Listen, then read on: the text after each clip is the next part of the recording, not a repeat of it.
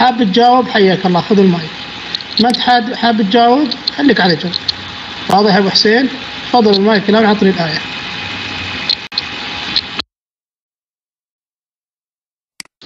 لا بأس. عندنا مثل عراقي يقول يعني أبو قريوة يبين بالعبرة.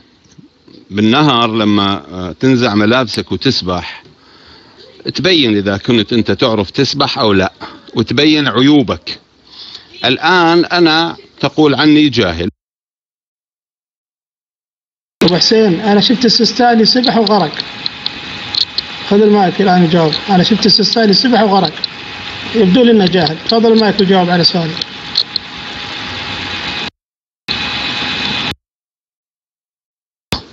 أنا أريد حوارا لا أريد تقطيعا. تفضل. تفضل، أنا قدمتك حتى تأتي بالآية. يلا عطنا الآية. تفضل المايك.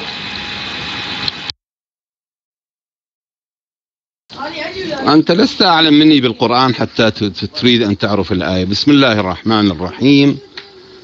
ولا تحسبن الذين قتلوا في سبيل الله أمواتا بل أحياء عند ربهم يرزقون. وآية أخرى في نهايتها بل أحياء ولكن لا تشعرون.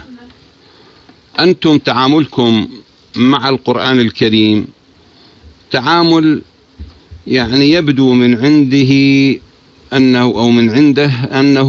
أنكم لا تؤمنون بالغيب، وكأنكم أناس تجريبيون تريدون تجربة في المختبر حتى تؤمنوا.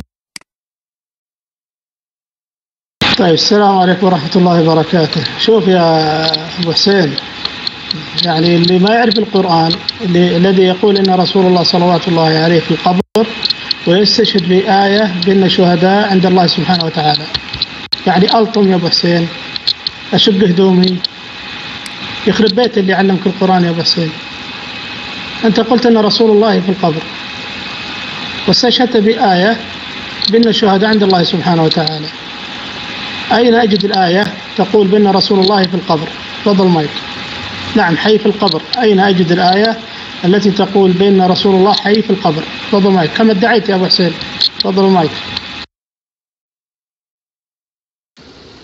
هذه الآية لوحدها تكفي، ونحن نعتقد أن رسول الله صلى الله عليه وسلم. يا أبو حسين ما أنا قلت لك إنك جاهل؟ أنا قلت إنك جاهل حتى ما تستاهل إن أعطيك وقت كافي. أنت ما تعرف القرآن، ما تعرف شيء يا هذا. زين، أنت قلت إن رسول الله حي في القبر، رحت واستشهدت بآية ثانية تتكلم إن الشهداء عند الله سبحانه وتعالى. فأخذ المايك الآن. معليش هذا السؤال يكون صعب عليك.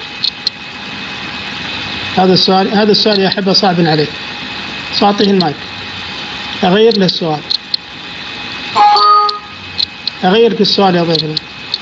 زين، ما هو الشيء الذي يمشي على الجدار ويقول نياو نياو؟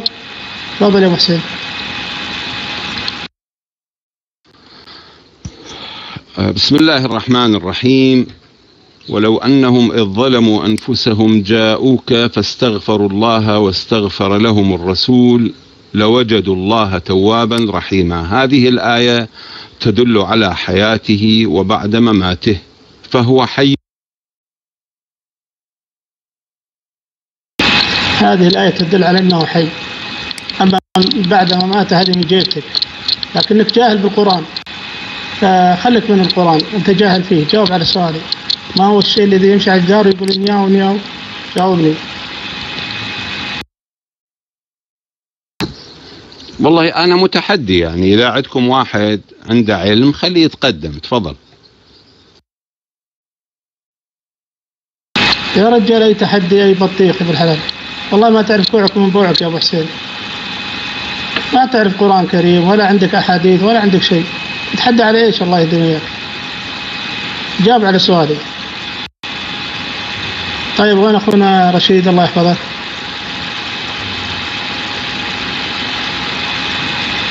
تتحدى أمام الجميع؟ ممتاز. يلا خذ المايك الآن. الرجل يتحدى صح ولا لا يا أحبة؟ صح ولا لا؟ ممتاز. خذ المايك. أنت تقول أن رسول الله حي، ما هو دليلك في قبره؟ هذا السؤال الأول. السؤال الثاني، إذا كان رسول الله حي في قبره، تمام، هل يحق لفاطمة أن تطالب بفدك؟ تفضل المايك.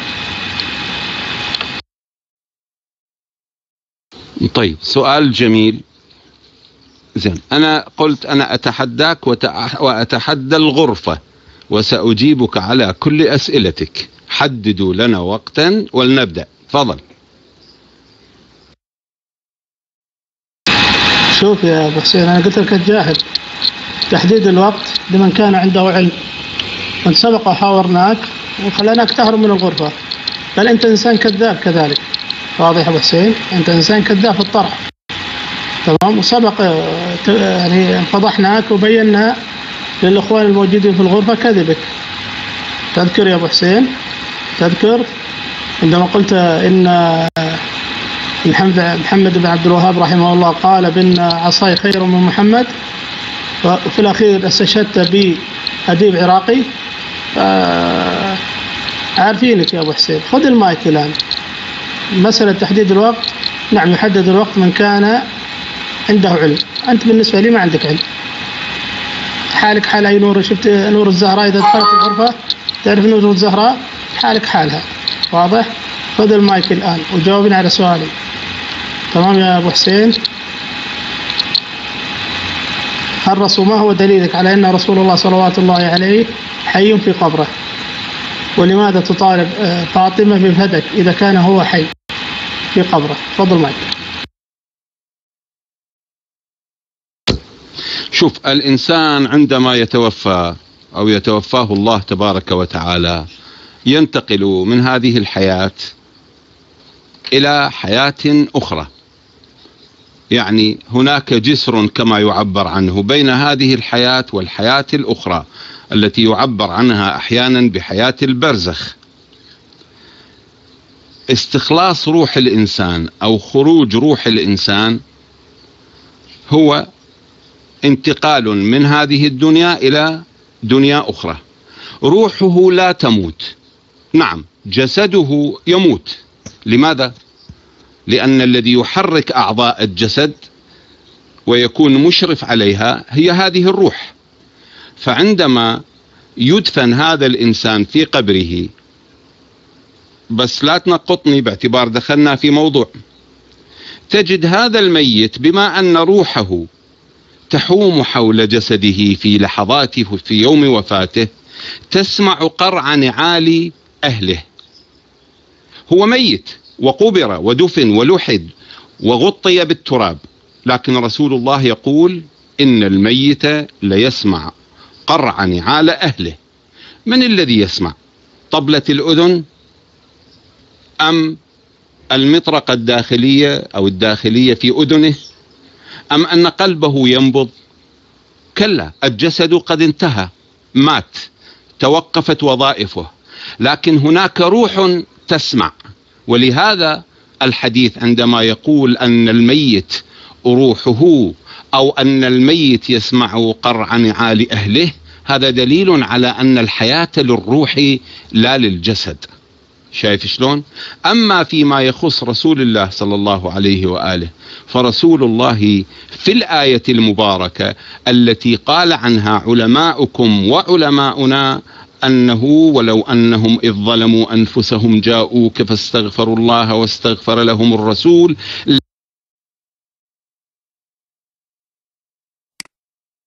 طيب، السلام عليكم ورحمة الله وبركاته. الآية الثانية تدل على أن رسول الله حي. واضح يا أبو حسين؟ أنت قلت بأن الروح، تمام، أو الرسول أو الميت يسمع قرع نعال من كان عنده في القبر أو من كان عنده بالقبر. طيب، ممتاز. هل تؤمن بهذا الأمر يا أبو حسين؟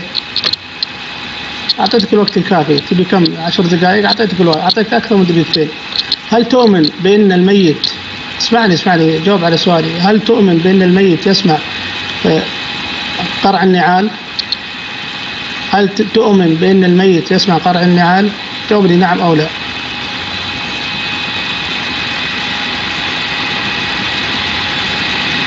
هيا ممتاز. ما هو دليلك؟ أنا تفضل معي. واضح. حبك كتب نعم. الرجل يؤمن يعتقد بهذا الشيء. ممكن تعطينا الدليل؟ تفضل معي.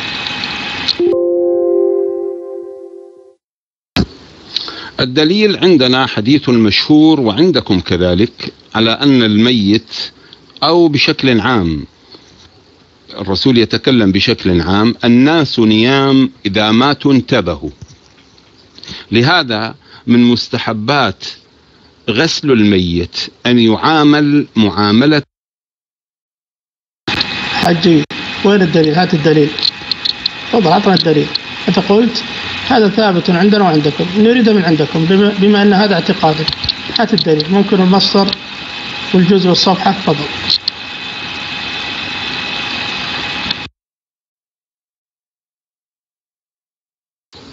طبعا أنا عندما أحاورك أخونا ريالتي، أنت مشهور في الغرفة كآدمن ومحاور، ويفترض بك وبي عندما تكلمني وأكلمك، عندما تكلمني وأكلمك يفترض أننا نتجاوز هذه المرحلة، ما أعطينا الدليل وأين الحديث وفي أي مصدر، باعتبار هذه الأمور صارت من المتعارفات عليها. شايف؟ فعندما أقول لك أن الرسول صلى الله عليه وآله يقول أن الميت يسمع قرع نعال أهله، هذا بعد ما تقول لي روح جيب لي يامين، باعتبار صار معروفا عند الجميع. وأما إذا تقول لي جيبه وأريد المصدر والسند والكذا، يعني ما أكو حاجة إلى، باعتبار متعارف عليه صار واضح. كما نقول أن الله حي، لا يأتي واحد يقول لي اثبت أن الله حي، أقول له أخي أنت مسلم وتؤمن أن الله حي وتقوم به السماوات والأرض وكل شيء، ولا حول ولا قوة إلا بالله. بعد إذا تقول لي اعطيني المصدر، هذا الحوار راح يبقى عقيم ومتلكئ، وأوقف وانتظرني وخلي أجيب لك المعروف إيش. ثم لا تنقض.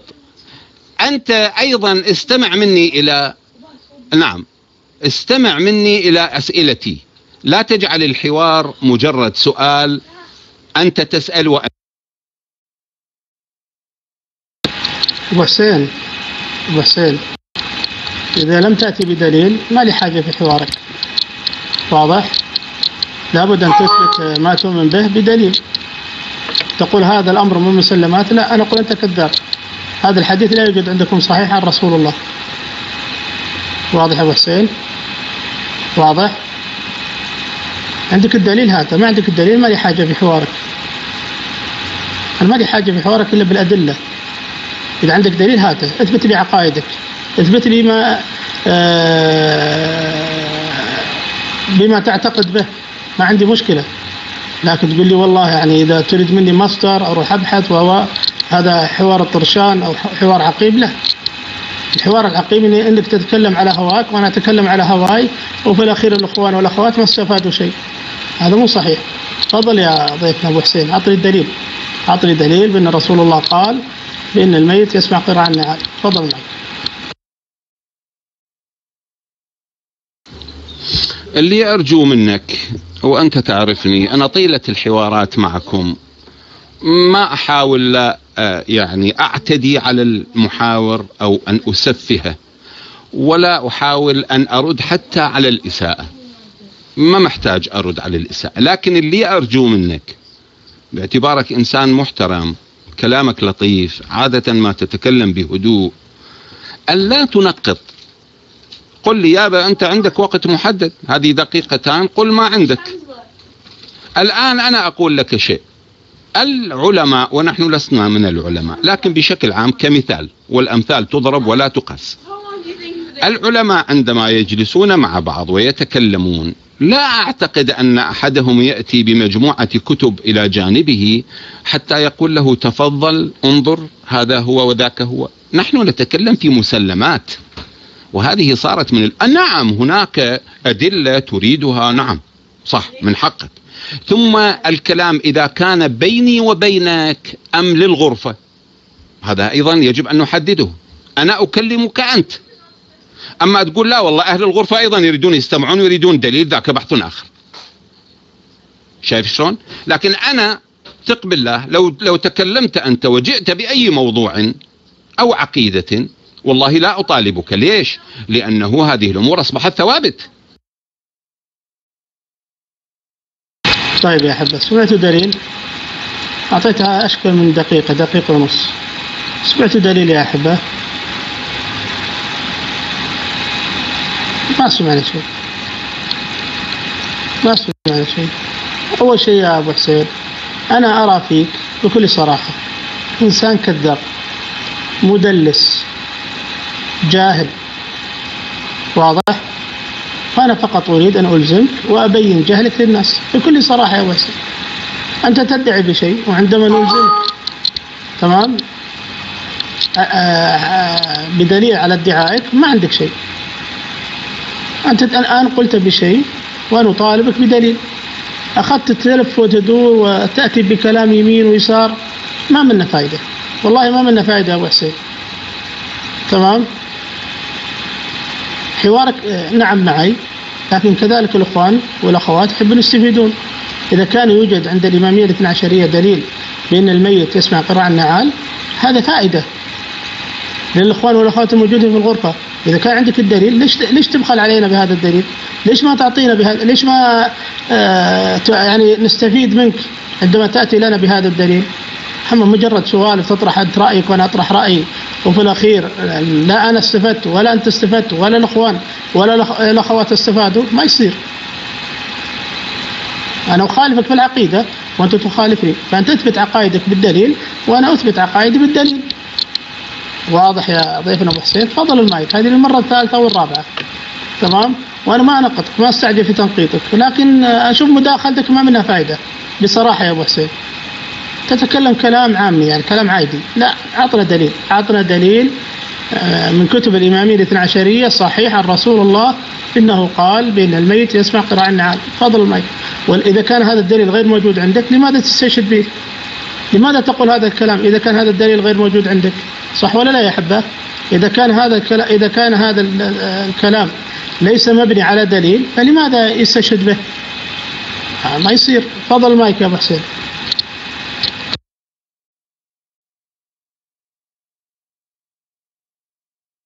نعم، إن كنت مصر على ذلك فأنا الآن أحضر لك هذه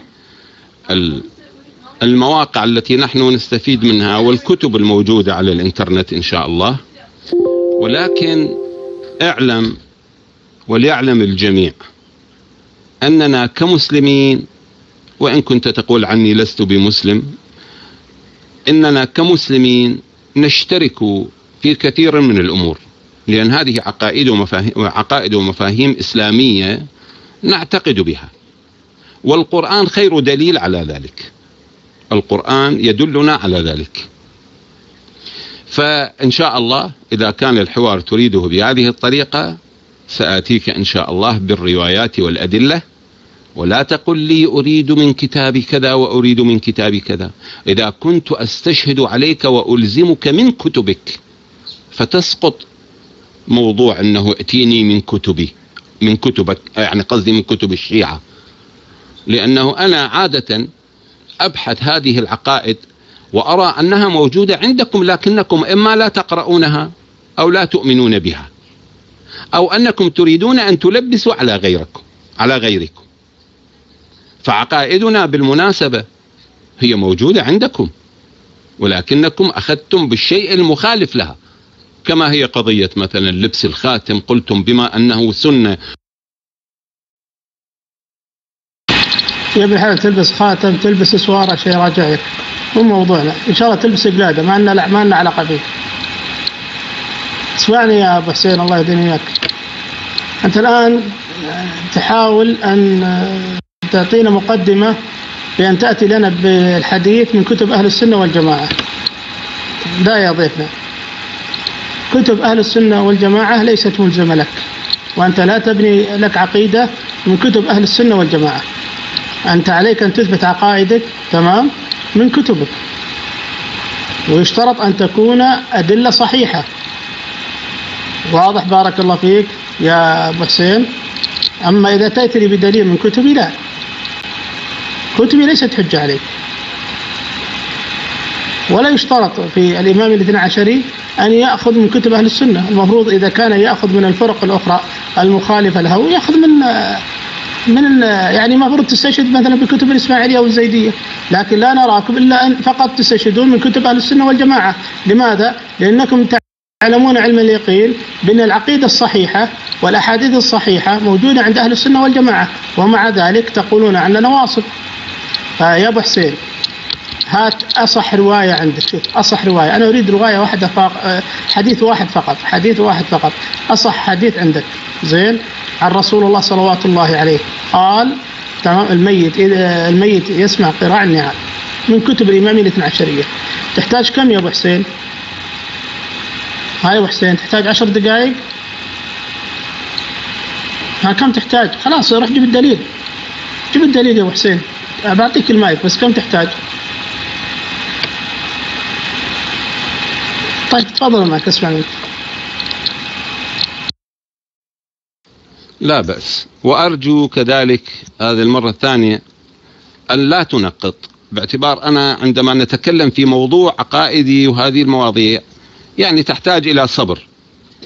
أنت عندما تتكلم عني وعن عقيدتي تتكلم بما شئت وتعال بكل الشبهات، لا أتأثر منك حتى لو كنت في غرفتي، لكن أنت اصبر علي قليلا. طبعا أنا لا أعتبرك أنت ريالتي من أهل السنة والجماعة. أهل السنة والجماعة عندهم عقائد ويؤمنون بأشياء أنت يا ابن الحلال أنا هلالي ماني من أهل السنة والجماعة، بس هات الدليل، هات الدليل يا ابن الناس، هات الدليل. واضح؟ أنت إمامي 12 بغض النظر أنا ما يهمني، أعطني دليل يا أبو حسين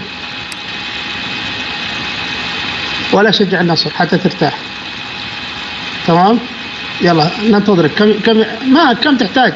أنت تأخذ المايك وتضيع الوقت،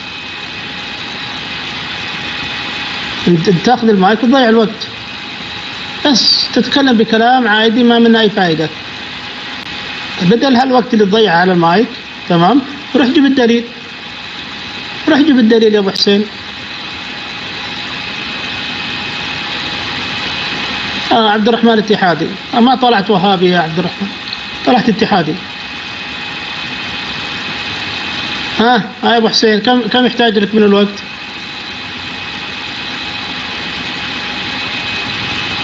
ما فهمت عليك يا أصبر. كم يحتاج لك؟ 5 دقائق؟ 5 دقائق يحتاج لك؟ خلاص احسبوا لي 5 دقائق يا حبة. لا ايش تبي بالمايك انت؟ وش عندك؟ ايش تبي بالمايك؟ روح جيب الدليل يا ابن الناس. لا والله البلشة، روح جيب الدليل، روح جيب الدليل. كلامك كله عادي ما منا اي فائدة على المايك. ايه اصبر، ايه اصبر، يبقى صولة في الإيمان. روح جيب الدليل يا ضيفنا، روح جيب الدليل. ننتظرك. انت احسبوا لي 10 دقائق كرما مني، 5 دقائق زيادة على 5 دقائق اللي طلبها. حياك الله يا ابو حسين. وين اخونا رشيد؟ ننتظر 10 دقائق. من عنده مؤقت يا احبه؟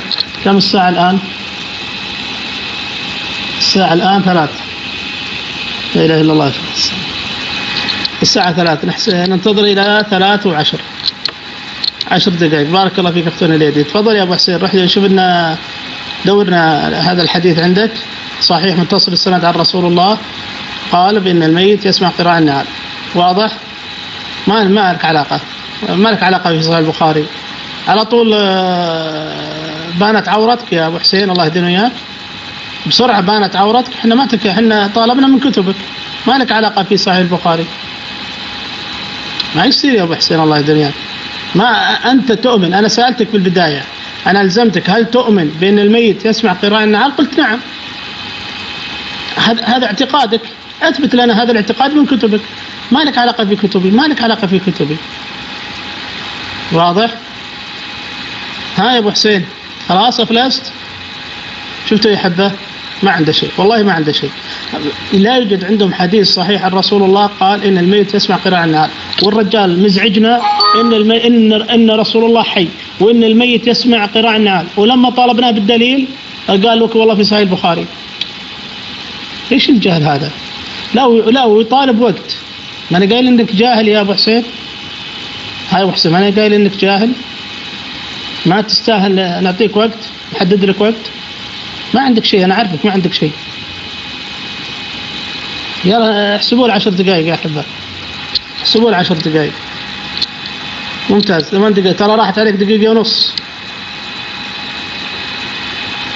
في وقت اضافي ولا ما فيه؟ يا احبه في وقت اضافي ولا ما فيه؟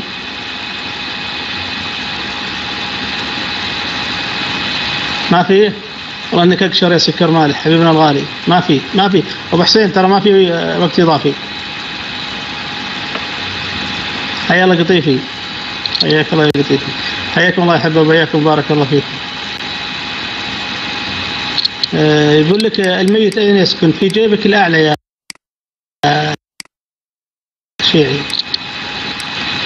في جيبك الاعلى يسكن الميت. حياكم الله. وين اخونا رشيد؟ انا اخذت المايك والاداره. انا اخونا رشيد، لكن هذا الرجل انا عارفه يا احبه، هذا الرجل انا عارفه ما شاء الله تبارك الله. حصلت الدليل يا ابو حسين؟ هذا الرجل مدلس وكذاب في الطرح. ممتاز، تفضل المايك. ليش الخوف يا ريالتي؟ يعني أولا الحوار يكون من المصادر. أولا هذا مصدري، تفضل هذه رواية أنت طلبتها مني، كيف أن الميت يسمع من مصادرنا. شايف شلون؟ الآن الشيخ عباس القمي في مفاتيح الجنان، وهذه رواية منقولة. ستقول لي تعال هات السند، ما لك علاقة بالسند بعد، إذا كانت من كتبي عوفك من موضوع السند وإلى آخره. محمد بن مسلم قال: قلت للصادق صلوات الله وسلامه عليه: نزور الموتى؟ قال: نعم. قلت: فيعلمون بنا إذا أتيناهم؟ قال: إي والله ليعلمون بكم ويفرحون بكم ويستأنسون إليكم. شايف؟ زين. النبي الأكرم صلى الله عليه وآله نفس هذا الكتاب رواية أخرى عن النبي الأكرم تقول: من زار قبري وجبت له شفاعتي. وهذا دليل على أنه هناك علم بزيارة الناس إليه. تفضل. أقول شيء قبل لا تناقضني، لأن معروف عنك التنقيط ومحاولة جر الحوار لصالحك، وهذا ما يفيدك يعني، لأنه أنا سواء رضى علي أبو الهيثم أو رضى علي فلان وفلان، أنا دليلي أنه أرضي ربي وأرضي عقيدتي ونفسي بالدليل فقط. الله سبحانه وتعالى عندما يقول في القرآن الكريم، الآية تلوتها عليك الأولى، وهي أنه ولا تحسبن الذين قتلوا. نحن نعتقد أن النبي مات مسموما وهو شهيد، وبالتالي فهو حي، لكن لا نشعر بكيفية الحياة. نقول أنه مات كما تقولون أنتم أنه مات. وذكرت قبل قليل قضية أنه أنت كذبت علينا في قضية محمد بن عبد الوهاب عندما قال أن النبي أن عصاي أفضل من محمد. هذا أنتم تقولون. أنت الآن لو سألتك هل النبي ينفع ستقول لا ينفع. طيب، السلام عليكم ورحمة الله وبركاته. شوف الله أعطيتك الوقت الكافي زيادة، بس يا أبو حسين أنا أقول أنت والله مسكين، والله مسكين. الضعف ليس فيك يا أبو حسين، الضعف في دينك. الكلام اللي جبته من مفاتيح الجنان هل هو عن رسول الله؟ تبي على التكست، هل هو عن رسول الله؟ ها يا أبو حسين، عن رسول الله؟ عن رسول الله؟ ممكن تقرأنا مرة ثانية إلى رسول، يعني عن رسول الله؟ كل قول لا لحظة، لا الآن لحظة. كل قول من العترة هو من رسول الله. لا، هذا كلام يا أبو حسين حطه بجيبتك، لا هذا كلام حطه بجيبتك، ما في دليل على ذلك. واضح؟ تمام؟ يعني هل تريد منا أن نصدق أن المهدي اللي غايب من 1200 سنة قوله هو قول رسول الله؟ والله لو حنا مجانين ما يقول هذا الكلام إلا مجنون يا أبو حسين، ما يصير الكلام هذا. واضح؟ أنا عطني دليل من حديث متصل إلى رسول الله، عندك ولا ما عندك؟ شوفوا يا أحبة، والله ذهب إلى، والله شكلك أنت توأم لسيف الخشب، يعني إهبالكم واحد يا أبو حسين، يعني ما نفتك من سيف الخشب اللي تجي أنت، ما يروح أنت اللي تجي نور الزهراء. إيش فيكم يا شيعة؟ أنا الآن أطالبك من كتبك، لماذا تهرب إلى الإمام البخاري؟ لماذا تهرب إلى الإمام البخاري؟ أنا الآن أطالبك من كتبك، هل أفلست يا أبو حسين؟ أترك كتبك؟ ليش أترك كتبك؟ ليش؟ بالعكس أنا ألزمك بكتبك حتى أبين جهلك وأبين ضعف دينك. ما عندكم شيء معي يا أبو حسين، ما عندكم شيء، ما جبت شيء يا رجل، ما جبت شيء، ما جبت حديث عن رسول الله صلوات الله عليه إنه يسمع قراء النعم، ما جبت حديث. أنت ادعيت بشيء، عندما ألزمناك بالدليل هربت. واضح؟ يا أحبة، هل الرجل أتى بدليل؟ حتى لو جئتك من كتب أنت لا تؤمن بها، أكيد أنا لا أؤمن بها، ولكن تبين لي عقيدتك، وأنت كذلك أنت لا تؤمن بكتبي لكن تبين عقيدتي. واضح يا أبو حسين؟ يعني ما يصير الحوار كذا. اسمعني يا أبو حسين، شوف بقول لك إياها بصراحة، إحنا ما إحنا بحسينية تأخذ المايك وتك علينا تكذب علينا وتبينا نصدقك. أنت في غرفة سنية، إذا قلت بشيء لابد أن تأتي بدليل. ترى لسه ما بديت الحوار معاك، بس حديث واحد، إلزام واحد بسيط، قلت أن رسول الله أو أن الميت يسمع قراءة النهار، قلت وين الدليل؟ لين أكثر من نص ساعة وأنت جالس تحوص يا أبو حسين، ما جبت دليل. إذا لو كيف لو تحاورنا في العمق وش بيصير عليك؟ ما يصير يا أبو دليل الله يا أبو حسين. عندك دليل بأن رسول الله يسمع؟ ما القرآن، شوف القرآن كلامك في القرآن، طيب ممتاز. تريد أن ألزمك؟ عطني أي آية تعتقد بأنها تدعم قولك بشرط مع تفسير المعصوم. قول الإمام المعصوم، لأن هو الذي يفسر القرآن عندكم، يوافق ما تدعيه. واضح يا أبو حسين؟ لأن عندكم الذي يفسر القرآن مو الطبطبائي ولا القمي ولا الطبرسي والطوسي، الذي يفسر القرآن هو المعصوم. أعطني تفسير المعصوم يوافق ما تدعيه. إذا استشهدت بأي آية قرآنية أنا ألتزم بها، ما عندي مشكلة، وكتبك حجة علي. ايش تبي أكثر؟ يا أحبة ترى كتب الإمامية الاثنى عشرية حجة علي، تفاسير أئمة الشيعة للقرآن الكريم حجة علي، أنا أقبل. لكن هات، عندك دليل يا أبو حسين؟ أبو حسين عندك دليل؟ طيب أبو حسين شكلك ما عندك شيء، نطلع فاصل يا أحبة شوي، نطلع فاصل بارك الله فيكم.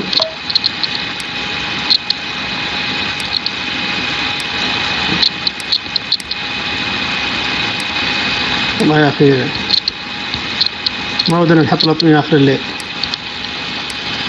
طيب والله كنت بحط لطمية. طيب لطمية أبشر.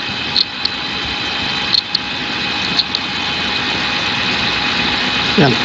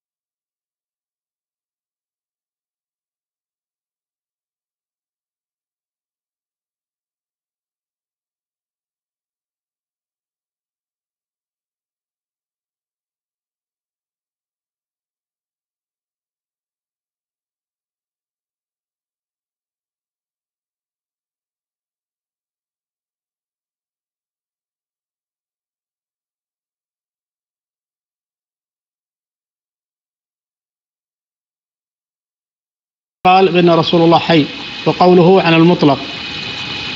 تمام. وهذا غير صحيح، هذا غير صحيح، هذا كلام باطل. أبشر يا علي. تمام. وما هو موجود عندنا في كتب أهل السنة تمام ليس على المطلق. تفضل مايك علي.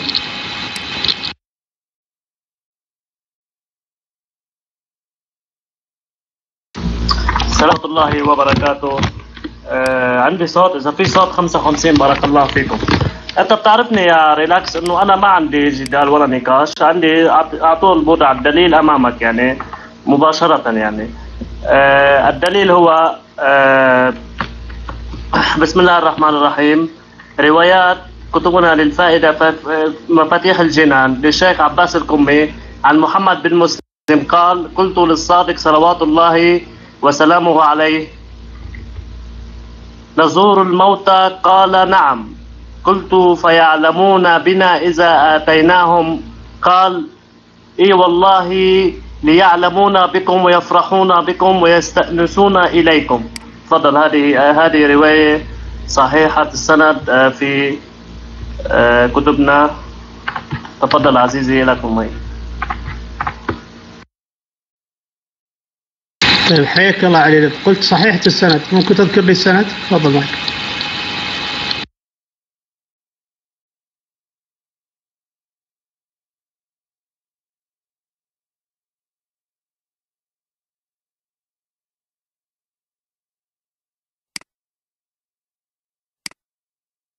يا علي أنت قلت صحيحة السند، ممكن تذكر لي السند؟ تفضل معك.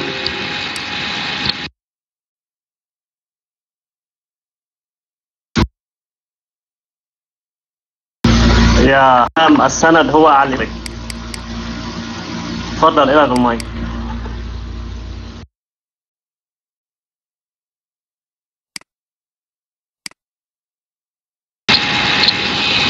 طيب من هو الذي نقل عن الإمام الصادق؟ من هم الرواه؟ تفضل المايك.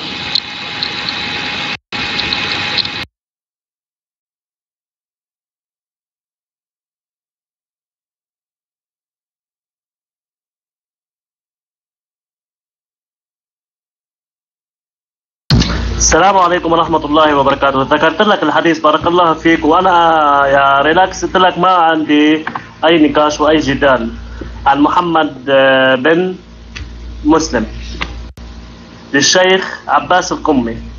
تفضل لك المايك. طيب حياك الله، ما عندك نقاش ما عندك جدال، ليش تاخذ المايك؟ إذا ما عندك نقاش ولا عندك جدال يا علي لب، ليش تاخذ المايك؟ طيب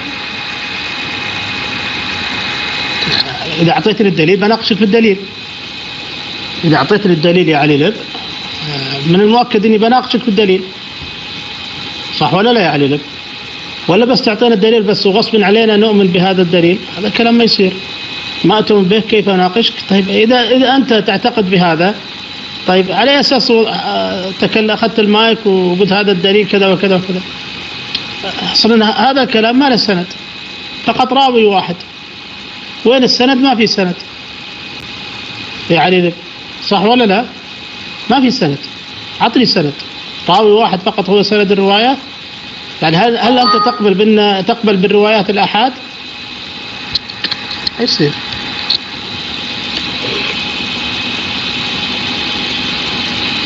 والله يا أحبه يا أخي قايلكم خلينا نقلب الغرفة رياضية، خلينا نقلب الغرفة رياضية ترى أفضل. الشيعة ما عندهم شيء يا أحبه، والله ما عندهم شيء. خلي الكتابات كلها زرقاء، نصبغ للشباب كلهم أزرق، أفضل. على الأقل نحصل نتائج. لكن مع الشيعة ما حصلنا نتائج. واحد يجيب لي عن فلان عن الإمام جعفر الصادق يقول لك هذا سند الرواية وسند الرواية صحيح. شايفنا مهبل. أنت في غرفة أهل السنة يا علي لب، غرفة أهل السنة، واضح؟ ما أنت في حسينية تنطل كلام وخلاص وبس. لا. طيب الديب شيعي. لحظة خلينا نشوف الديب أنت شيعي أو فوكس اتحادي؟ طيب هذا من أعدائنا.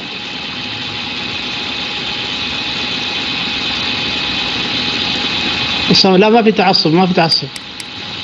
اللي ما يشجع الهلال يطرد، ما في تعصب يا اختنا، بالعكس احنا متسامحين. والله ما ادري يا ابو سعود. تفضل يا علي، تفضل.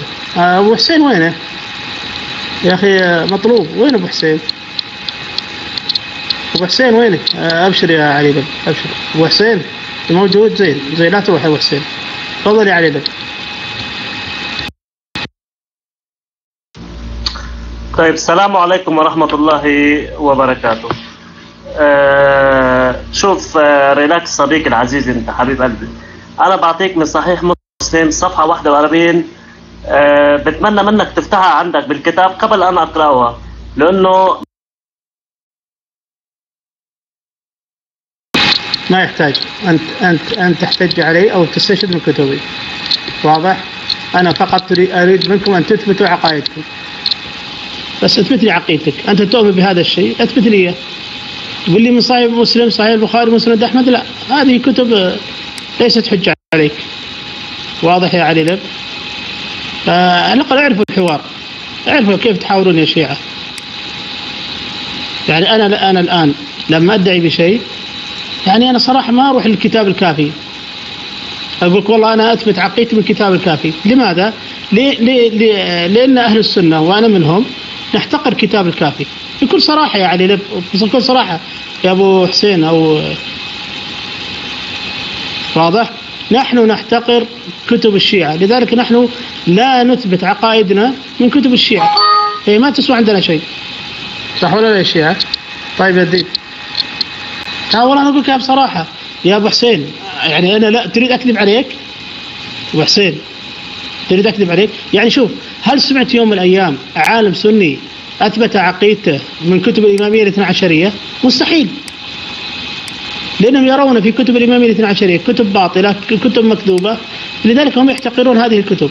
لكن العكس، انظر إلى علماء الشيعة ومراجع الشيعة، إذا أراد أن يثبت عقيدة من عقائدهم يذهبون إلى كتب أهل السنة، والدليل أنت الآن أمامنا تعتقد بشيء وتذهب إلى صحيح البخاري، والضيف الآخر علي لب يذهب إلى صحيح مسلم، ما يصير. تفضل يا ديب.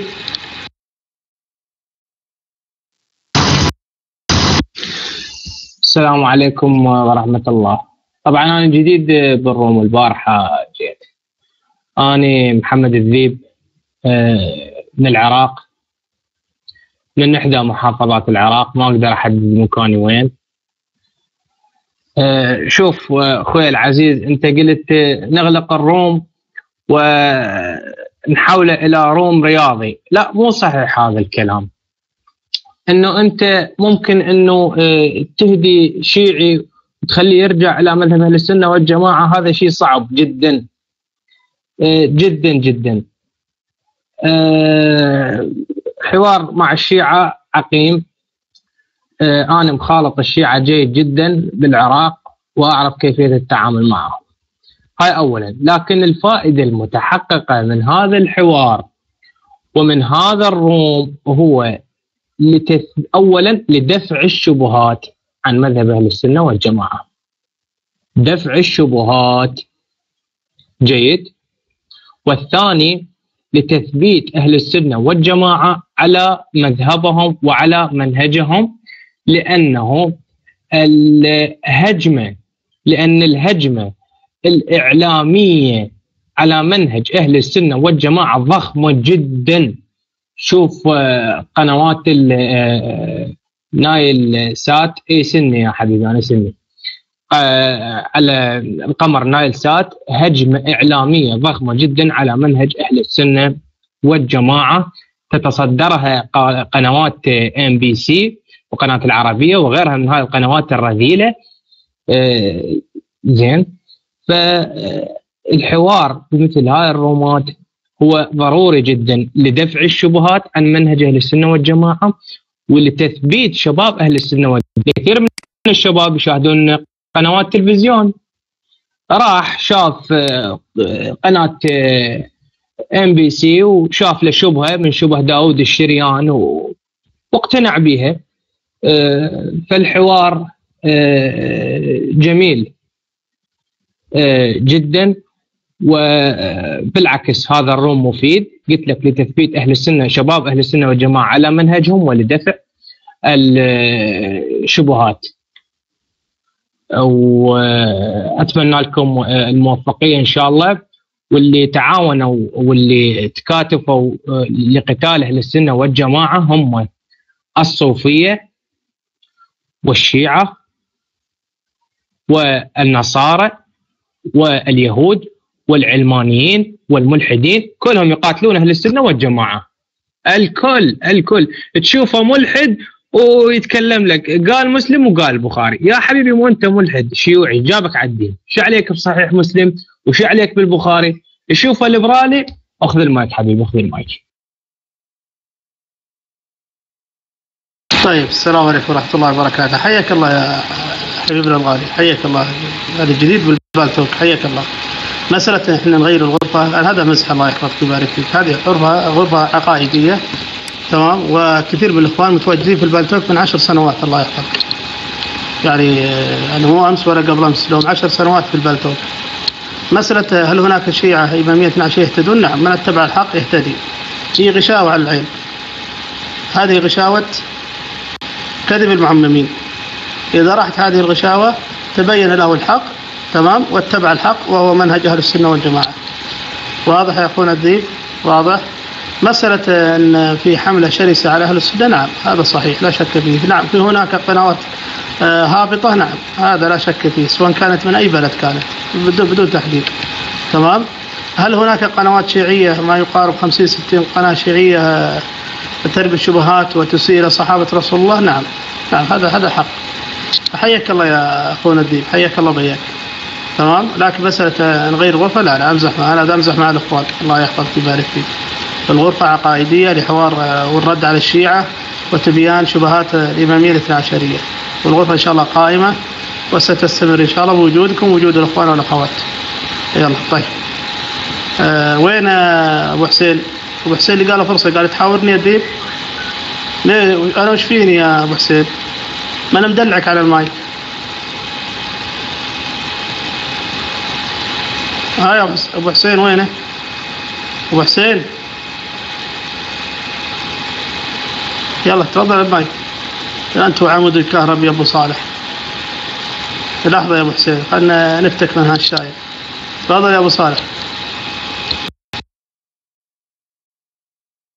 السلام عليكم ورحمة الله وبركاته، حياكم الله وبياكم وأسعد الله صباحكم بكل خير، بارك الله فيكم. بس أنا عندي واحد من المعممين ما أدري يضحك ولا يبكي، هل حبيبي علي لب، وبسمعكم آية من كتاب الله بعدها، لكن تحملوني بارك الله فيكم. بني إن لك بالجنان لدرجات لا تنالها إلا بالشهادة. شنو هاي الدرجات؟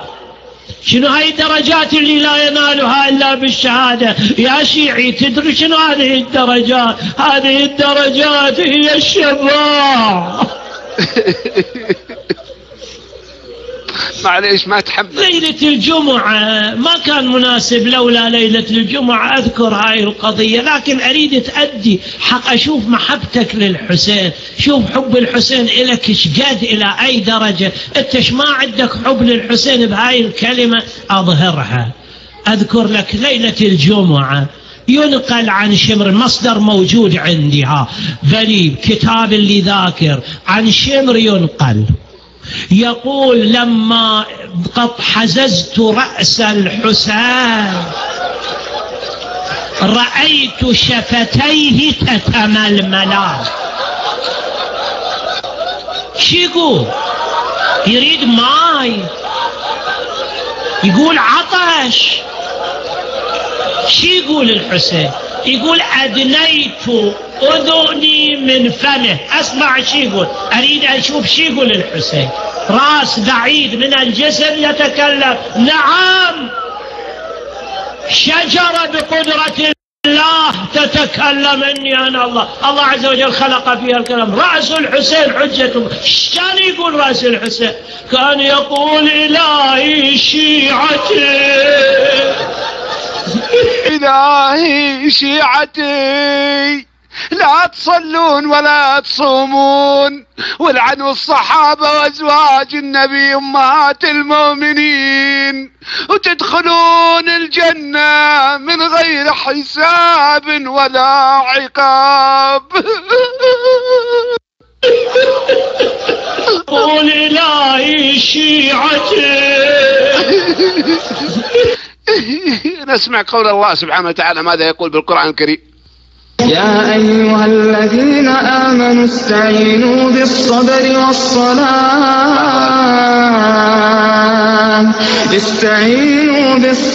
والصلاة إن الله مع الصابرين ولا تقولوا لمن يقتل في سبيل الله أموات بل أحياء ولكن لا تشعرون ولنبلونكم بشيء من الخوف والجوع ونقص من الأموال والأنفس والثمرات وبشر الصابرين الذين إذا أصابتهم مصيبة قالوا إنا لله الذين إذا أصابتهم مصيبة قالوا إنا لله وإنا إليه راجعون أولئك عليهم صلوات من ربهم ورحمة وأولئك هم المهتدون. الله أكبر. والله قول الله سبحانه وتعالى قول الحق. والحسين رضي الله عنه وأرضاه في جنات ونعيم، في جنات ونعيم، والله ما يحتاج بكاءكم ولا يحتاج خضرفتكم ذي رأسه يتكلم. هذا دين، هذا دين، هذا خرابيط، هذا دين بطيخة أكبر من النعامة فعصت الولاية فكان اسمه فور، وبطيخة موالية وبطيخة غير موالية. يا رجال رح يا رجال انتو دينك يا الحسن الله يفتح على قلبك. بس تفضل يا حبيبي يا ابو هشام بارك الله فيك. يا رجال دين بطيخ ذا مسكين، والله ما المسكين الا انت يوم القيامه تاتي امام الله سبحانه وتعالى وانت مشرك بالله ما تدعو غير الله. ابو صالح يعرفك انا وشايفني دحين حاط الرجلي ماسك دركسون وساهل ما قال يسكني. أنا أتكلم لكم أبغى لكم الهداية، أبغى لكم الجنة يا شيعة يا رافضة، أبغى لكم تدعوا ربكم. حبيب قلبي أبو صالح شو هيدا يا مو عم تقصد يا أنا عم بقول يا علي، مو عم بقول يعني عم بنادي يا علي. لقال شو أنت ما عم تفهم أبو صالح؟ أنا عم بقول يا وش يا قل يا الله يا رحمن يا رحيم يا غفور يا منان يا كريم يا رزاق. اللهم ارحمني اللهم اغفر لي. وش يا تنادي علي ما تسمع ما تسمع ان الله هو اللي يسمعك. يقول هو السميع البصير واذا سألك عبادي عني فاني قريب اجيب دعوة الداعي اذا دعان. ما قال نادي علي مظهر العجائب تجده عونا لك بالنوائب. لكن عقول مسكرة يا حبيبي علي اللبناني، والله عقلك مسكر لكن الله المستعان. اسف على التاخير، وترى والله العظيم اني اتنفرز ابي لهم الخير، ابي الله يفتح على قلوبهم ويهديهم للحق، لكن الله المستعان الهادي هو الله. طيب السلام عليكم ورحمة الله وبركاته. جزاك الله خير يا أبو صالح، جزاك الله خير. ادعو لهم بالهداية الله يحفظ، ادعو لهم بالهداية وفكنا من المايك حقك هذا عمود الكهرب. اكتب 5 ونعطيك المايك. طيب حياك الله يحفظك. طبعا الضيف فيه ضيف شيعي كتب هذا الكلام يقول نواصب تضحكون في ذكرى مصاب الإمام الحسين. شوف يا شيعي، لا والله شوف النواصب هم اللي يستغلون مصاب الإمام الحسين لأمور مادية، واضح؟ والدليل على ذلك ما قاله العالم الشيعي آية الله العظمى محمد آصف محسني. تدري ماذا قال في كتابه ومشرعة بحار الأنوار؟ ماذا قال؟ انظر ماذا قال. يقول وبالجملة أكثر تفاصيل حوادث كربلاء مجهولة والناس يطلبون ما يبكيهم معي يا شيعي، وكثير من الوعاظ محتاجون إلى الجاه والمال. واضح؟ يعني اللي يصايحون يبكون أيام عاشوراء هؤلاء كذبة فجرة يستغلون مصاب الإمام الحسين لمآرب مادية، وإذا كان في أخرى ما أدري، لكن لمقاصد مالية. واضح؟ اللي يدفع أكثر يبكي الناس أكثر، أو اللي يبكي الناس أكثر يدفعون له أكثر. واضح؟ هذا هو دينكم يا شيعي. أبشر يا عمي سبع، هذا هو دينكم يا شيعي. يعني المعمم هذا اللي تكلم قبل شوي اللي في التسجيل اللي وضعه عمنا أبو صالح، طبعا هذا رجل كذاب، هذا مدفوع له فلوس حتى يبكي الناس فقط لا غير. على قولتهم خياس معممينك فاحت، كذب معممينك وتدريسهم خلاص صار معروف. تمام؟ تجد ان المعمم اول الليل يشرب شيشة، وبعدين يدخل الحسينية يبكي الناس، وبعدين يطلع يروح يتمتع. اي حزن هذا؟ او يروح يتعشى. اي حزن هذا؟ اي بكاء هذا؟ واضح؟ واضح يا شيعي؟ فمعممينك يستغلون بكل صراحة طيبتكم يا شيعة. يعني أنا أقول عوام الشيعة طيبين، لكن الطيبة هذه وصلت بهم إلى الاستغفال. تمام؟ فمعممينكم استغفلوكم يا شيعة، يا عوام الشيعة، إلى درجة أنهم عطلوا عقولكم. واضح يا شيعي؟ والله صحيح عطلوا فعلا عقولهم. المعمم لو قالوا تعال الليلة تكلم عن مصاب الإمام الحسين ببلاش ما جاء. إذا ما في يدفع له كم دولار، الآلاف من الدولارات، ما حيجي. إذن هو لا يهمه مصاب الحسين، هو يهمك كم تدفع، هو يهمه كم تدفع. واضح يا شيعي؟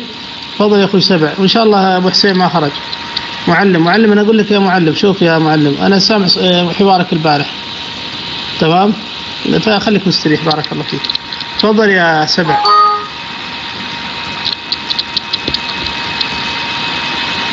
يقول لو ان المسلم شرب الخمر فلا يعني ان الخمر حلال. طيب كيف الحال؟ تفضل يا سبع.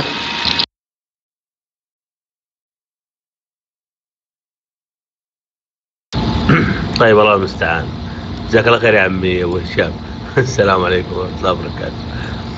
اكو صوت؟ اكو صوت يا موالين؟ طيب حياكم الله بياكم جميعا.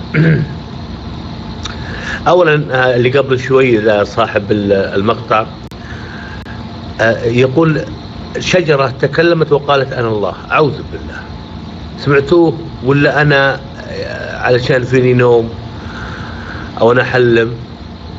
اعوذ بالله، شجرة تكلمت وقالت انا الله. اعوذ بالله، اعوذ بالله، الله المستعان، حسبي الله ونعم الوكيل. طيب يا اخواني، طبعا هذه تمر على العوام الموجودين، تمر عليهم مرور الكرام. يعني تخيل مثلا لو انا ولا انتم جالسين عند واحد شيخ، يعني شيخ سني، ويقول هذا الكلام، والله لا نطب حلقه. يا بابا وين؟ متى قال هذا الكلام؟ وين دليلك؟ ايش اللي شجرة تقول انا الله؟ لكن يلا، هو كلامي هنا، انا اخذت المايك حتى اسأل الشيعة. يا شيعة، متى بدأ تاريخيا، متى بدأ عزاء الحسين؟ هل هنالك شيعي يستطيع أن يبين لنا متى بدأ أول عزاء للحسين؟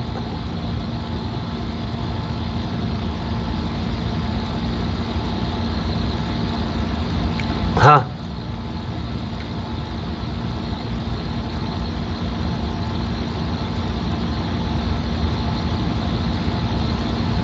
لا مو صعب يا قطيفي، مو معقول، يعني مو معقول ما يدرون.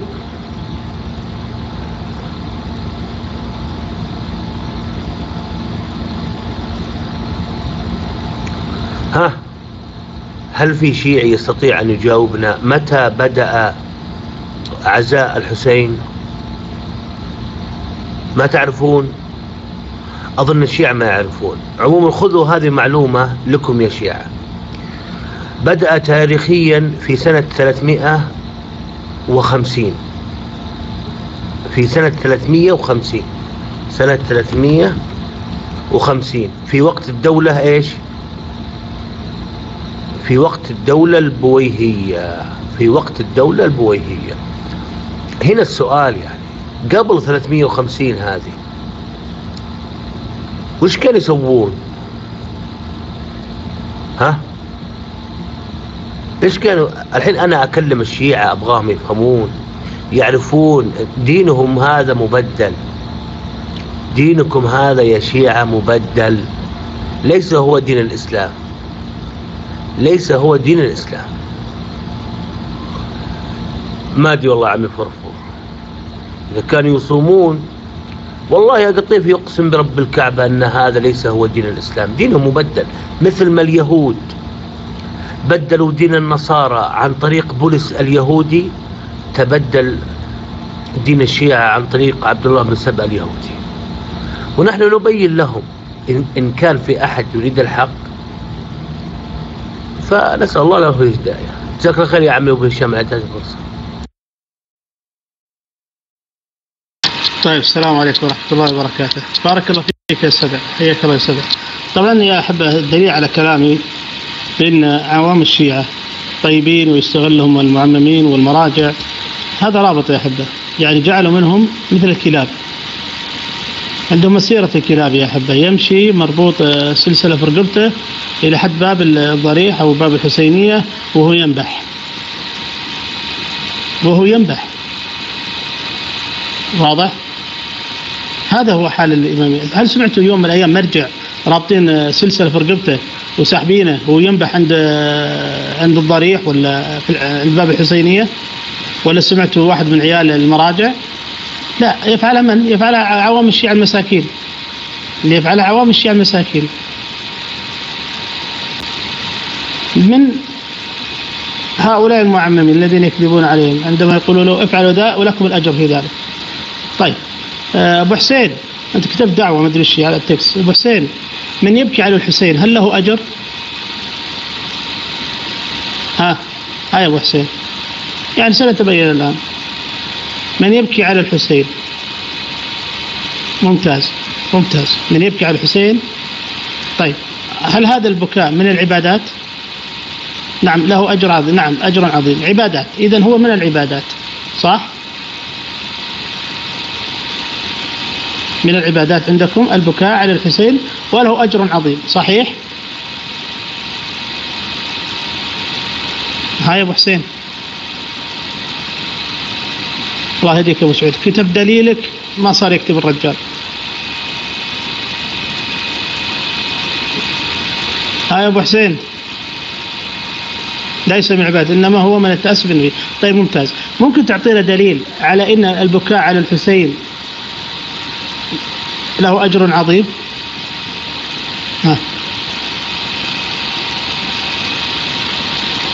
ممتاز، هات السبب.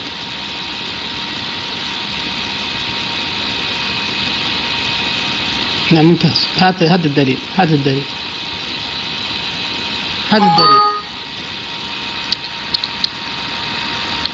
أنا أقول لا،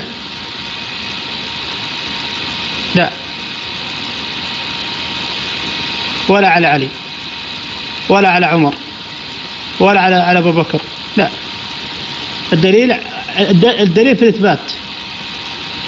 الإثبات. واضح؟ نجد أن الإمام السجاد والإمام الباقين لم يسوي عزاء سنويا. لا النفي لا، شوف النفي لا يوجد فيه دليل. أنا قايل لك أنك جاهل. الدليل في الإثبات وليس في النفي. واضح؟ ما عندنا دليل. على أساس أبكي؟ واضح يا أبو حسين، على أساس أبكي؟ ما عندي دليل إني سوي أجر على لو بكيت على مثلا حتى على أبو بكر، على عمر، على عثمان، على علي، على الحسن، على الحسين، على أم المؤمنين عائشة، على فاطمة. ما في دليل. يلا عطني دليل الآن. تريد المايك يا أبو حسين تعطينا الدليل بأن البكاء على الحسين له أجر عظيم أو فيه أجر عظيم؟ يلا تفضل المايك. يلا يا وهابي اسمع الدليل. تفضل يا أبو حسين. طبعا هذا من الجهل أن يقول الإنسان أن النفي ليس له دليل. شايف شلون؟ فكما أن الإثبات له دليل، النفي أيضا له دليل، والدليل على ذلك أنت قلت لي أنتم تبكون على الحسين وبكاؤكم هذا لا يجوز، فأين دليلك في أن بكاءنا لا يجوز على الحسين؟ إذن يا أبو حسين ما قلت لا يجوز، قلت هل يؤجر من يبكي على الحسين؟ قلت لي نعم، أثبت ذلك أن له أجر. سألتني قلت لك لا، اللي ما عندي دليل، أنا ما عندي دليل، أنت طالبني بدليل، أنا أقول لك ما عندي دليل بأن من يبكي على الحسين، حتى ضربت لك مثال أو أبو بكر أو عمر أو عثمان أو معاوية أو علي أو الحسن أو أم عائشة أو فاطمة رضوان الله عليهم أجمعين، ما في دليل، ما عندي دليل. كيف تطالبني بدليل؟ أقول لك ما عندي دليل، ما في دليل عندي، تمام، إن من يفعل هذا الأمر يؤجر، ما في. تمام يا أبو حسين، فخذ المايك. أنت تقول لا يؤجر، طيب ما هو دليلك على إن من يبكي على الحسين يؤجر؟ واضح يا أبو حسين؟ تفضل المايك الآن، أعطنا الدليل. أنا كلامي جدا واضح يا أحبة، كلامي واضح. أنا أقول له ما عندي دليل على إن من يبكي على الحسين أو أبو بكر أو عمر أو عثمان أو معاوية أو علي أو الحسن لا يؤجر. لماذا؟ لأن ما عندي دليل. لكن أنت قلت لا هناك دليل، طيب أعطني دليل. يلا تفضل يا أبو حسين.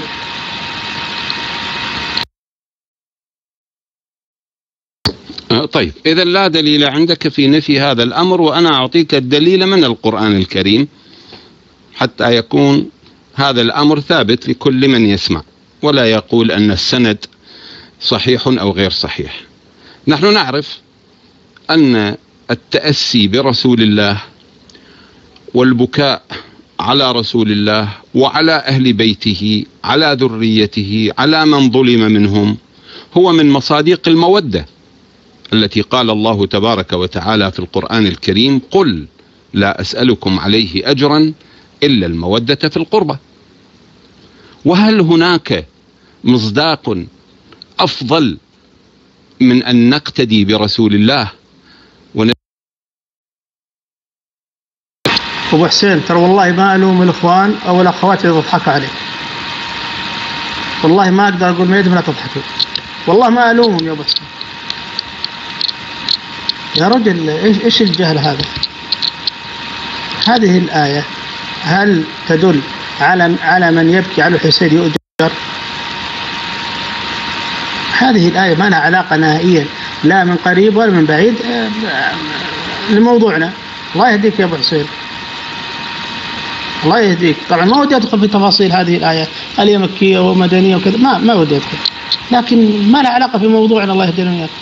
سؤالي محدد وواضح: هل من يبكي على مصاب الحسين يؤجر؟ قلت لي نعم. أين الدليل على ذلك يا أبو حسين؟ يا أحبة بارك الله فيكم، يعني والله ترى صراحة ضحكم يستفز المحاور، بس ما ألومكم والله، والله ما ألومكم، يعني إجاباتها مثل وجهها، إيش أسوي أنا؟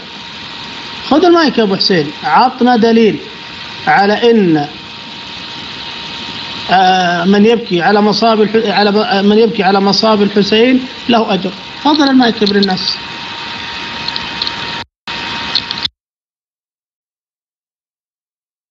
أنا أشوف أنا بالي طويل جدا، يعني لا تستفزني، لا تنقيطك ولا ضحكات الذين لا يفهمون على التكست، شايف؟ لكن أنا أقول لك شيء، سأعطيك الدليل والأدلة، ثق بالله، لكن لا أعرف لماذا التنقيط، لماذا؟ وأنا في منتصف الكلام. هذا يدل على شيئين: إما الخوف من الدليل نفسه، أو التأثر من الذين يستمعون. أنا ما لي علاقة ببراكان تارس التكست ضحك، وهذا طبعا الضحك بلا سبب من قلة الأدب، بس أنا أعتقد أنك كأدمن خايف من الدليل لأنه قد يؤثر على الموجودين، شايف شلون؟ ولا يهمني تنقيطك. اسمع الدليل، اسمع الدليل. الله سبحانه وتعالى خلق فينا هذه الغريزة، غريزة البكاء، زين؟ فإذا وجدنا رسولنا الكريم صلى الله عليه وآله يبكي على الحسين، إذن يريد أن يقول لنا هذه سنتي، هذا فعلي، فكما هو فعلي على المسلم أن يستنى بسنة رسول الله. تقول لي أين الدليل على ماذا؟ على الأجر في البكاء على الحسين. أقول لك الروايات التي وردت إلينا عن طريق أهل البيت سلام الله عليهم كثيرة جدا في موضوع البكاء على الحسين.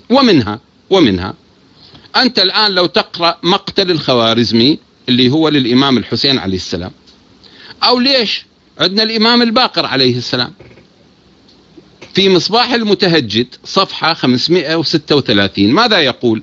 طبعا هذا الخبر ورد عن صالح بن عقبة عن أبيه عن أبي جعفر الباقر عليه السلام، يقول: ثم ليندبن الحسين عليه السلام أو ثم ليندب الحسين عليه السلام ويبكيه ويأمر من في داره ممن لا يتقيه بالبكاء عليه ويقيم في داره المصيبة بإظهار الجزع عليه. شايف شلون؟ هذا أمر من المعصوم عليه السلام حتى على ندب سيدة النساء وهي فاطمة الزهراء. يقول أيضا الإمام الباقر عليه السلام لو على ندب سيدة النساء على ابنها الحسين، يقول: لو كانت حاضرة، يعني السيدة فاطمة الزهراء، والندب هو البكاء على الميت مع تعداده، لو كانت حاضرة لندبت على الحسين. لهذا الإمام الرضا عندما كان مجلسه قد عقده، خليني أتكلم ولا تنقطني لأنه هذه فيه ثواب حتى للذي يسمع، ثقوا بالله. لا ما نبي هذا الثواب، ثاني بهذا الثواب خلى لك. جالس الله دنياك ما ودي أقول تكذب علينا. اسمعني يا أبو حسين، استشهدت الآن برواية عن الإمام محمد الباقر. طيب ممكن تعطينا الرواية مع السند كاملة؟ واضح كل كلامك هذا إذا أثبت لنا بدليل صحيح نقطه. طيب لا خلى يا سبع خلوه يا أبو حسين. شوف الكلام اللي قلته الآن، تمام؟ والله شوف بالنسبة لنا احنا ما يسوى عندنا ولا شيء، عطت عنز على قولتهم، كلام فاضي. لكن بما ان عندك دليل يا ابو حسين وانت تعتقد بصحة هذا الدليل، تمام، ما عندنا اي مشكلة. ممكن تعطيني الرواية مع السند كاملة؟ ممكن تحطها على التكست يا ابو حسين؟ هاي يا ابو حسين.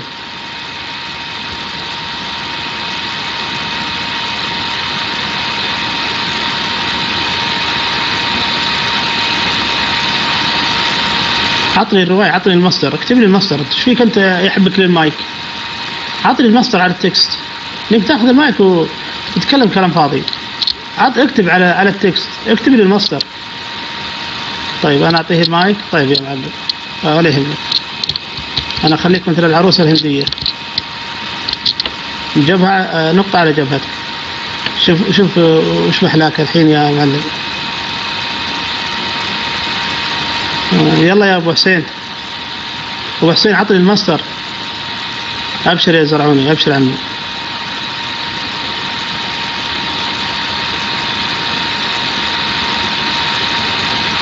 مقتل الخوارزمي. طيب الجزء الثاني، ضع لي الرواية يا ابو حسين، ضع لي الرواية. على ما ينتهي اخونا زرعوني من مداخلته يكون ان شاء الله جهزت الرواية سندا ومتنا تحط على التكست. تفضل يا زرعوني.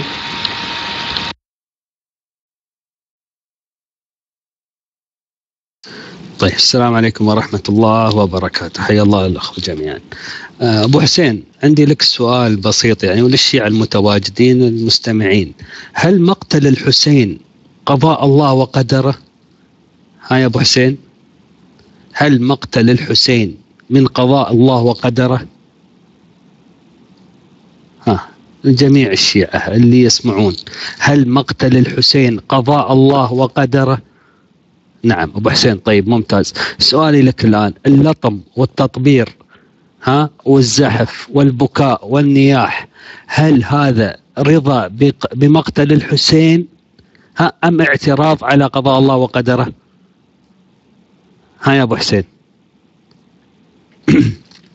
الآن اللطم والزحف والتطبير، هل هو اعتراض على مقتل الحسين أم رضا؟ جاوبني، أنا طالب مداخلة يعني، جاوبني على التكست، أنا مش أدمن. ها الآن اللطم والزحف والتطبير والبكاء والنياح، هل هو رضا بقضاء الله وقدره أو يعني أم اعتراض على قضاء الله وقدره؟ جاوبني على التكست لين يرجع أخوي الرتلي، يعني صعب تجاوبني على التكست. يلا جاوبني على التكست يا أبو علي. ليس اعتراضا، يعني أنتم راضين بمقتل الحسين؟ رضا بمقتل الحسين؟ أنت قلت ليس اعتراضا، هل هذا رضا بمقتل الحسين؟ هل هذه الأفعال رضا بمقتل الحسين؟ إذا كانت ليس رضا إذن هي اعتراض، ما يصير يعني لا رضا ولا اعتراض. يعني اعتراض على مقتل الحسين هي يا رضا يا اعتراض، ما يصير الاثنين. يلا يا ابو حسين اخوي رتلي، اول ما ترجع اعطني اشاره على اساس اسلمك المايك. يلا جاوبني، لان من الايمان ان تؤمن بقضاء الله وقدره، فان يا بكائك رضا على مقتل الحسين ولطمك وزحفك او اعتراض. ليس من يبكي على ميته هو اعتراض على الله تعالى، لا انك تعمل مناسبة وسنويا وزحف ولطم وتطبير. هذه شعيرة صارت عندك، صارت شعيرة، صحيح ولا لا؟ الآن اللطم والتطبير أليست شعيرة يا أبو حسين عندك؟ أليست شعيرة من شعائر الحسين؟ طيب نعم ممتاز، جاوبني الآن، فعلكم هذا رضا لمقتل الحسين أم اعتراض؟ بس يا تكون رضا يا تكون اعتراض.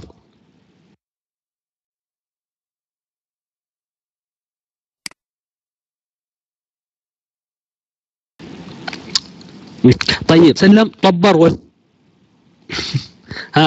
هل علي بن أبي طالب الحسين فعلوها؟ هل الأئمة فعلوها؟ الآن أنا مش في هذا الموضوع، يا أن تكون اعتراض. لك المايك يا أخوي رتلي.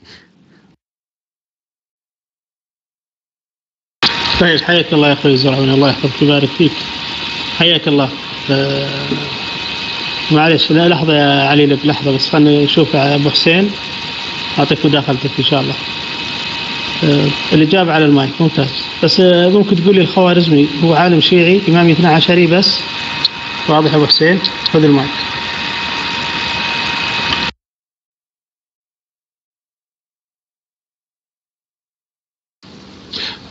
لا ليس شيعيا، وعندي خاص. تفضل لك المايك.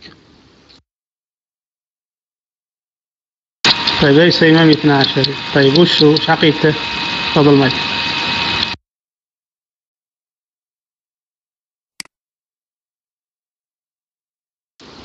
من السنة، هو ليس أيضا منكم بالمناسبة، هو من السنة. تفضل.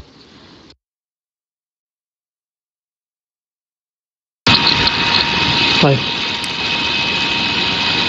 ألطم، شق هدومي، والله يا أبو رحمة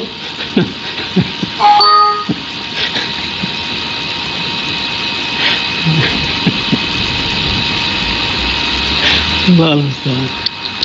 وش تبي يا علي لب، وش تبي؟ الله يدريك. ليس شيعيا ولا وهابيا. طيب خلاص، إذن هو من أهل السنة والجماعة، ما يحق لك تستجد من كتب أهل السنة والجماعة. الله يدريك، أعطني من كتبك، أنا أنبح صوتي. أنت تعتقد بأن من يبكي على مصيبة الحسين له أجر، هذا اعتقادك يا أبو حسين. عطني دليل من كتب الإمامية 12. عطني دليل من كتب الإمامية 12. تروح تستشهد بكتاب مؤلفة من أهل السنة والجماعة، حنفي من الحنفية، يصير.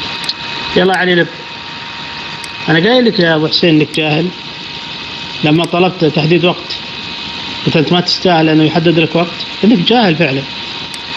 تفضل يا علي لب.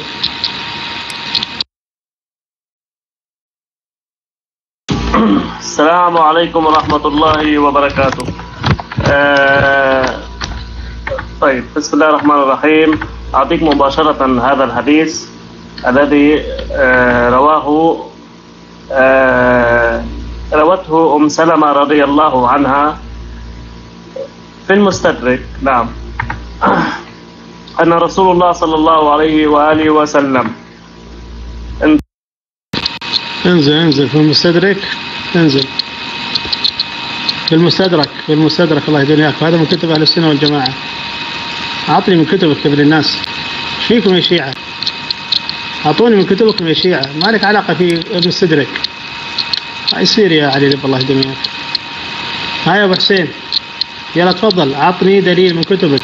صحيح، طيب أعطني من كتبك يا علي لب، اللي بناقشك في الدليل. أعطني دليل من كتبك إن البكاء على الحسين له أجر، من بكى على الحسين له أجر. واضح؟ أبو حسين تقول أنت ما لقيت أجهل مني، تمام؟ أنا ما صراحة ما ألومك، شكلي أنا زودت الضغط شوي اليوم. ما ألومك والله يا أبو حسين، شكلي أنا نسيت نفسي وثقلت عليك شوي، لكن مو مشكلة يا أبو حسين. خذ المايك الآن وعطنا الدليل. أبشر يا أختي دليل. خذ المايك الآن وعطنا دليل على إن من بكى على مصيبة الحسين له أجر عظيم من كتب الإمامية الاثنى عشرية. تفضل. أولا الحمد لله رب العالمين، والصلاة والسلام على محمد وآله الطيبين الطاهرين الذي جعلنا من أتباع الحسين وأهل البيت سلام الله عليهم، بحيث نبكي لبكائهم، نفرح لفرحهم، نحزن لحزنهم. أما موضوع الروايات من كتب الشيعة أعلى الله مقامهم، فتفضل، هذا في أعلام الورى للطبرسي الجزء الواحد أو الجزء الأول الصفحة 206 أو العفو 268. يقول في هذا الكتاب في أعلام الورى: روى ثابت عن أنس قال: قالت فاطمة عليها السلام لما ثقل النبي، خلي أتيك أيضا بالأجر على النوح والبكاء، هذا فيما يخص النبي، والحسين من النبي لا تنسى. قالت فاطمة عليها السلام لما ثقل النبي صلى الله عليه وآله وجعل يتغشاه الكرب، قالت: يا أبتاه إلى جبريل ننعاه، يا أبتاه من ربه ما أدناه، يا أبتاه جنان الفردوس مأواه، يا أبتاه كانت تنوح، يا أبتاه من أجاب ربا دعاه. هذا واحد. الإمام الرضا عليه السلام في المجلس الذي كان يقيمه بكاء وندبا على الإمام الحسين عليه السلام ويحث عليه، كان من ضمن الذين كانوا في هذا المجلس هو دعبل الخزاعي، وهو من الشعراء الذين كانوا ينوحون ويبكون ويكتبون على الإمام الحسين عليه السلام. قال كلمة عظيمة عندما وصل إلى هذا المقطع، قال: أفاطم لو خلت الحسين مجدلا وقد مات عطشانا بشط فراتي، إذا للطمت الخد فاطم عنده وأجريت دمع العين في الوجنات. أفاطم قومي يا ابنة الخير واندبي نجوم سماوات بأرض فلاتي. الإمام يقول أعطاه هدية بعد ذلك ولم يقل له مه أو صه أنك تتكلم عن فاطمة الزهراء بأنها لو كانت حاضرة لكربلاء لندبت ولا لطمت وجهها. زين، نأتي إلى كلام أمير المؤمنين علي بن أبي طالب في نهج البلاغة عندما دفن السيدة الزهراء. أنا عندما سألتني عن الحسين كلهم يشملهم الكلام، من رسول طيب السلام عليكم ورحمة الله وبركاته. قبل أن نذهب إلى نهج البلاغة، الرواية اللي استشهدت بها في أعلام الورى ممكن السند رويت عن من؟ تفضل معي.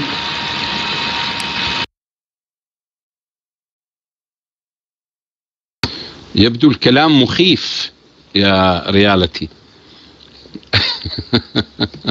على كل حال، أولا نفس الكتاب هذا الذي ذكرته لك في أعلام الورى للطبرسي في الجزء الأول الصفحة 286. هذا لو رجعت إلى المكتبة الشاملة وهي عندك وليست عندي، أنا الكمبيوتر عندي فيه مشكلة حتى ما أستطيع تحميل المكتبة الشاملة، فارجع إلى أعلام الورى للطبرسي الجزء الأول الصفحة 286 وستجد عندك السند بالكامل. وإذا أردت من السيرة النبوية لدحلان أبو حسين، أنا فاتح الكتاب، أنا فاتح الكتاب وروى ثابت عن أنس. ها، هل هذا السند؟ ها، يلا يا أبو حسين، هل هذا السند وروى ثابت عن أنس؟ تفضل معي.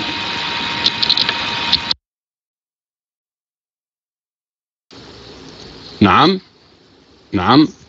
أولا الطبرسي أو أعلام الورى للطبرسي عندما ينقل أن الكتاب ليس أمامي، عندما يذكر حدثا تاريخيا، أولا لا يعامل الحدث التاريخي كمعاملة الروايات الحديثية التي يبتنى عليها الفقه، لأنه خلي أعلمك هذه النقطة المهمة. يا رجل لا تعليم أي بطيخ، صاحي أنت أبو حسين الله يدريك. الرواية عن أنس، روى ثابت عن أنس.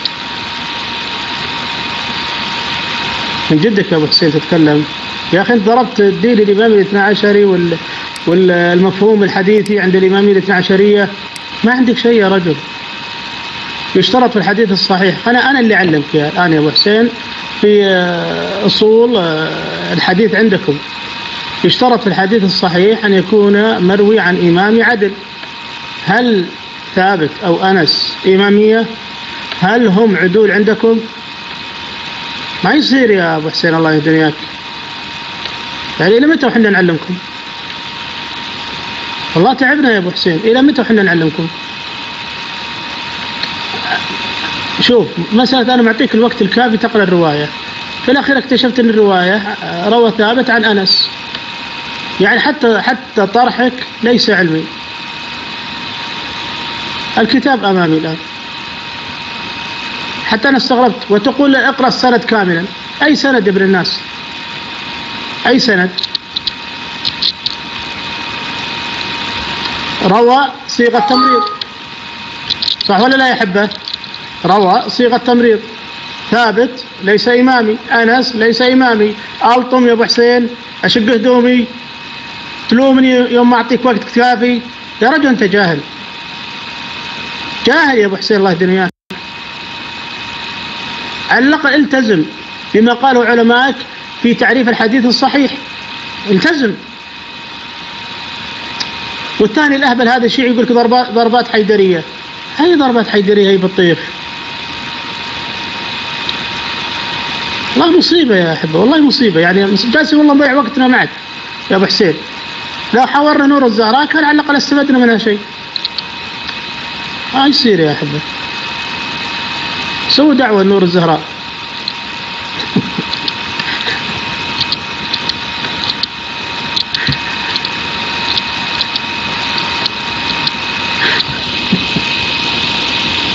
الله المستعان.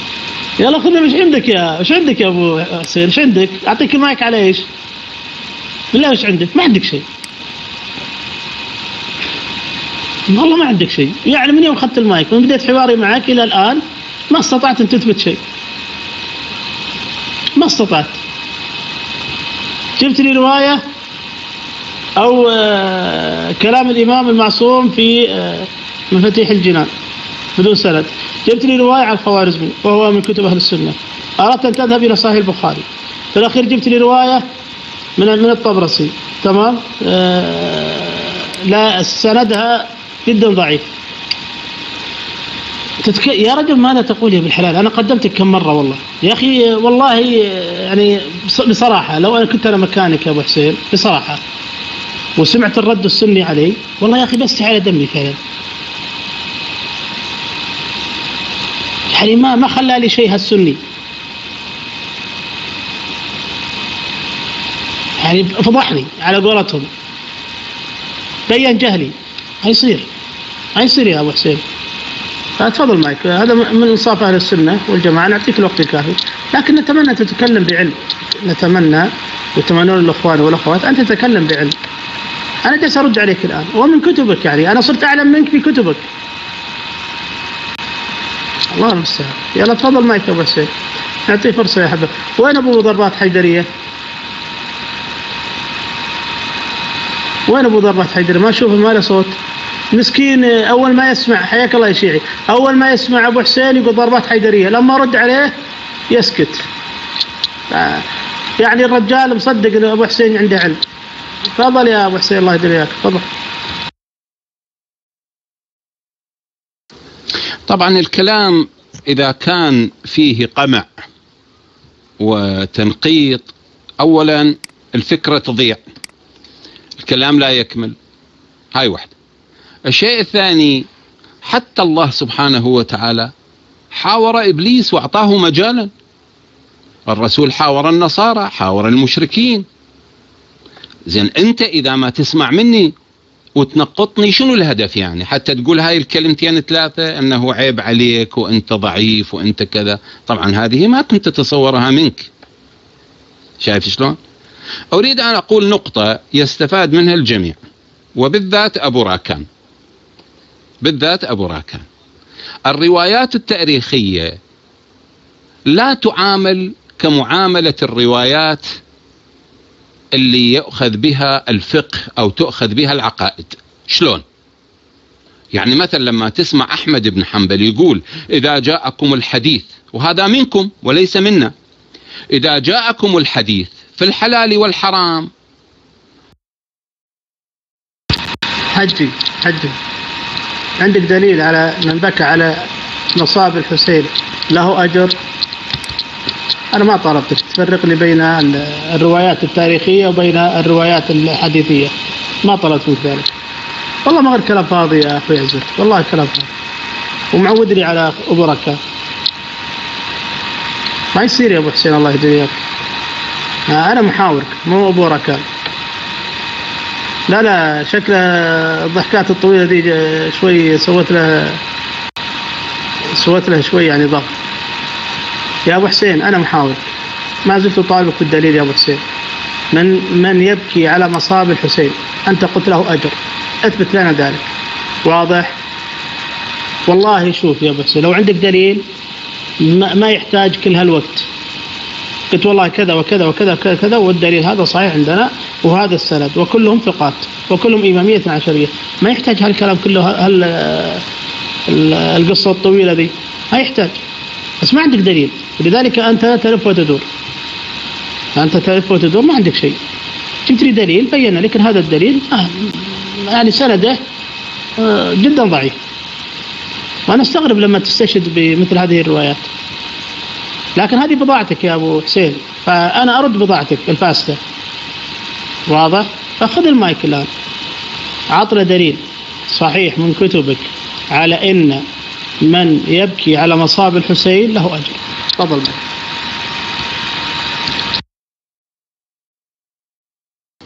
والله ما أعرف يعني التنقيط ليش، ما أدري يعني. على كل حال يبدو أنك لا تريد هذه المعلومة، لكن شوف من بكى على الحسين ما هو أجره. الإمام الصادق، ارجع إلى كتاب الوسائل الجزء 10 الصفحة 464، باعتبار عندك المكتبة الشاملة وتقول أنا أفهم أو أنت تعرف الكتب الشيعية أكثر مني، وهذا شيء جيد، ماشي. ارجع إلى هذا الكتاب، كتاب الوسائل، الصفحة أو الجزء 10 الصفحة 464، 264. حديث مروي عن الإمام الصادق، أنا مو أمامي السند، ارجع إلى الكتاب. يقول: ما من أحد قال في الحسين عليه السلام شعرا فبكى وأبكي به إلا أوجب الله له الجنة وغفر له. زين، عندك بعد تريد حديث آخر أم تريد هذا تناقشه ثم بعد ذلك؟ زين، خلينا أعطيك حديث آخر حتى، طبعا لأن الحسين لولا الحسين ما استمر دين جده دين الإسلام. هو قال: خرجت لطلب الإصلاح، وصلت الحالة هو قال خرج علشان الإصلاح، وفي نص الطريق تحسف وقال خلوني يرجع، فكان يريد الإصلاح، ما طلب الرجوع إلى المدينة مرة ثانية. لا تكن في السوالف هذه، اقرأ كتبك يا أبو حسين. الإمام الحسين لما خرج أنت تقول الإصلاح، لكن في الأخير ماذا فعل؟ طلب أن يرجع، هرب. طيب اذكروا لي الصفحة يا أحبة. هذا الأسلوب، شوفوا يا أحبة، الله يحفظكم ويبارك فيكم. هذا الرجل، شوفوا أنا بقول لكم إخواني الأدمنية، هذا الرجل إذا أعطي الوقت الكافي كما يريد يرمي الشبهات والتدليس والكذب والتجاوز. واضح؟ بارك الله فيكم. من أكبر الأخطاء، تمام، أن يعطى مثل هذا الشخص الوقت، يعني يعطى وقت، نعم، دقيقتين ونص، تمام، يلزم بالسؤال، يلزم. طيب، ويلزم بالسؤال. طيب، أعوم يا أحبة، هذا هو حال الإمامية الاثنى عشرية. بارك الله فيكم. لنا أكثر من ساعة ونحن نحاور هذا الرجل في عدة مواضيع، لم نسمع منه دليل، لم يستطع أن يثبت لنا ما يعتقد به يا أحبة من كتبه.